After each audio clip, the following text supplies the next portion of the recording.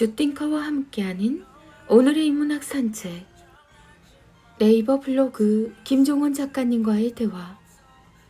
불필요한 것들을 버리는 가장 쉬운 방법.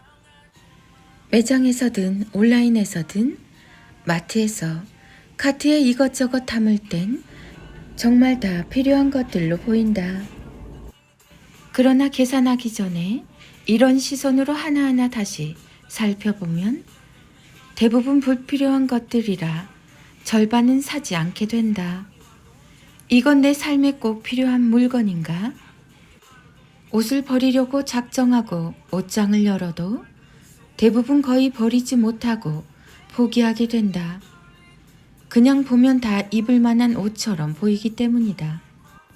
그럴 땐 이런 시선으로 하나하나 살펴보면 마찬가지로 절반 이상은 버리게 된다. 사랑하는 사람을 만나러 나가는 길에 이 옷을 입고 나갈 수 있을까? 물론 삶에 꼭 필요한 물건만 사거나 사랑하는 사람만 만나며 사는 건 아니다. 그러나 반대로 이렇게 생각할 수 있다. 삶에 꼭 필요한 물건만 사고 사랑하는 사람만 만나겠다는 생각으로 살면 우리의 남은 삶도 그렇게 흐를 수 있지 않을까? 아주 고요히 그리고 아름답게. 전문가가 되고 싶다면 일단 써라. 대화를 나누다가 상대방이 하는 이야기가 멋지게 느껴져서 그걸 주제로 글을 하나 써보세요 라고 말하면 99%는 이렇게 답한다. 제가 이 분야 전문가도 아닌데요.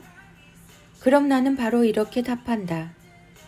전문가는 많이 배운 사람이 아니라 자기 생각을 글로 쓸 수 있는 사람입니다. 많은 사람이 착각하는 부분이다. 100년 동안 배우고 온갖 자격증과 학위를 갖고 있어도 자신의 깨달음을 글로 쓸 수 없다면 그가 보낸 세월을 누구에게도 보여주거나 알릴 수 없다.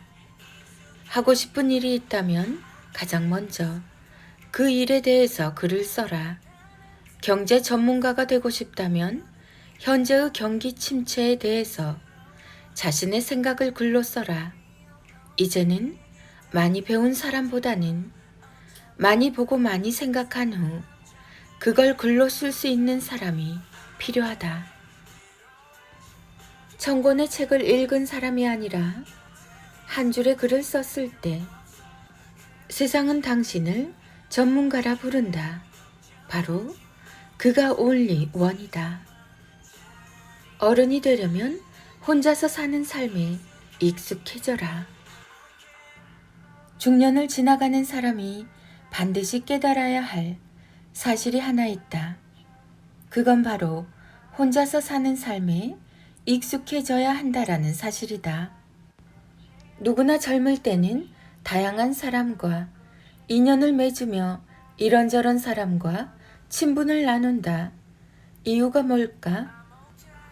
왜 젊은 시절에 그렇게 수많은 사람을 만나며 친분을 나누는 걸까? 이유는 늙어보면 안다. 바로 이것. 혼자서 사는 삶에 익숙해지기 위해서이다. 중년이 지나서도 혼자 있으면 외로워서 견딜 수 없다면 여전히 지인과의 관계에서 준 것보다 받은 게 적다고 불평하고 있다면 젊을 때 제대로 늙을 준비를 하지 못한 것이라고 볼 수 있다. 만남에 집착하고 관계에 민감하며 외부에서 나오는 소리에 민감하다면 자신의 삶 자체를 다시 생각할 필요가 있다. 건강하게 늙지 못하고 있다는 강력한 신호이기 때문이다. 중년이 지나며 우리는 보통 어른이 되기 시작한다. 어른이 된다는 것은 곧 혼자가 된다는 것이다. 세상으로부터 독립해서 혼자서도 단단한 하나의 세상이 된다는 말이기도 하다. 혼자서도 충분하기 때문에 더는 세상이 필요 없게 되었을 때 우리는 그를 어른이라고 부를 수 있다. 젊은 시절을 농밀하게 보낸 사람은 분명한 자기 철학을 갖게 되고, 그걸 가진 사람은 혼자 있어도 혼자가 아니기에 외로움을 느끼지 않는다. 혼자서도 충분하다는 것은 남들과 다르다는 의미이고, 남들과 다르다는 것은 어른이 되었다는 분명한 증거다. 혼자 있을 때 가장 빛나는 사람이 바로 어른이다. 그는 자기만의 세상과 자기만의 태양을 가진 사람이기 때문이다. 당신의 생각이 곧 당신의 자본이다. 돈을 쉽고 빠르게 많이 벌 수 있는 방법이 하나 있다. 바로 그렇게 생각하는 사람들만 여럿이 모아서 강연과 투자를 이유로 그들의 돈을 빼앗는 것이다. 세상에 존재하는 모든 사기꾼은 노력 없이 사기에 가까운 결과만 바라보는 헛된 마음을 가진 사람들이 만들어내는 악취만 나는 욕망이 만든 결과다. 집과 자동차, 그리고 온갖 고가의 물건, 진짜 부자는 아무것도 보여주지 않는다. 다만 자신의 생각을 글로 써서 보여줄 뿐이다. 생각이 결국 부를 창조하기 때문이다. 큰 소리로 혼내지 않고 아이를 아름답게 키우는 질문법. 욕하고 때리는 방식으로는 아이를 건강하게 자라게 할 수 없습니다. 물론 이 부분에서 저는 그렇게 아이를 키우지 않습니다. 라고 단언하는 부모님도 있을 겁니다. 그러나 우리가 꼭 알아야 할 건 육체적인 학대가 아니라 말로 때리는 게 더 나쁘다는 사실입니다. 몸에 난 상처는 시간이 지나면 사라지지만 말로 받은 상처는 시간이 지나면 그대로 마음에 흡수가 되어 아이의 성격과 태도로 다시 태어나기 때문입니다. 부모가 갑자기 큰 소리로 아이를 혼내는 이유는 원래 목소리가 크거나 그런 성향이라서가 아니라 자신의 현재 마음을 어떻게 말로 표현해야 하는지 제대로 모르기 때문입니다. 아이에게 전하려는 메시지가 선명해지면 부모의 음성은 작아집니다. 소리가 아닌 언어 그 자체로 이해시킬 수 있기 때문입니다. 세상에 굳이 힘을 남발하는 사람은 없습니다.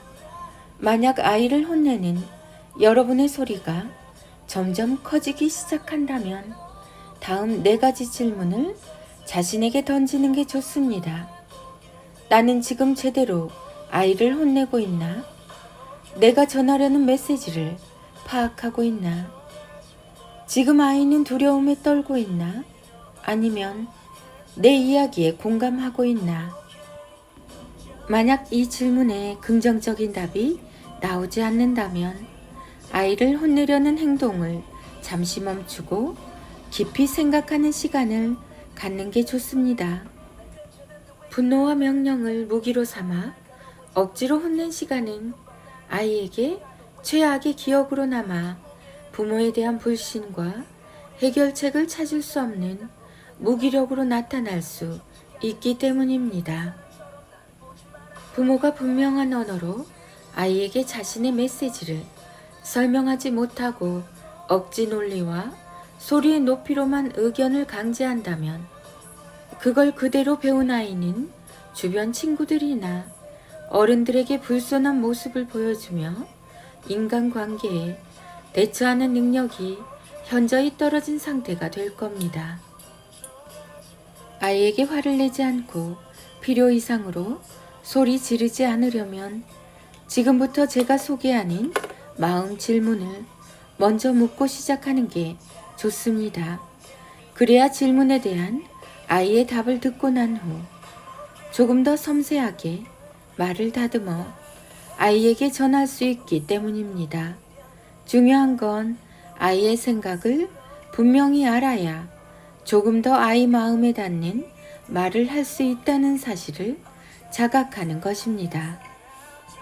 아이를 혼낸다는 건 일방통행이 아닙니다. 아이의 소리를 더 들어야 아이 마음에 더 다가갈 수 있습니다. 자, 이렇게 질문해 보세요. 네 기분이 어떤지 알려줄 수 있겠니? 아까는 왜 그렇게 행동했던 거야? 혹시 좀 못된 말을 했다고 생각하진 않니? 같은 말도 예쁘게 말했다면 결과가 어땠을까? 좋아. 다시 돌아가면 어떻게 하고 싶니? 어떤가요? 놀랍게도 이 질문에 대한 답은 결국 아이 자신의 반성과도 같죠.